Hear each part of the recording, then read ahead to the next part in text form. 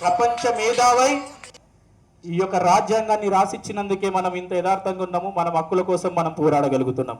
అవునా కాదా? మీరు మాట్లాడాలన్నా, మీరు మాట్లాడాలి.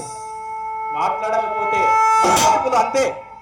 అరే ఎప్పుడు చెప్పిండురా మీరు ఎక్కువ జాతులని, ఎడా రాసిండురా మేము తక్కువ జాతులని.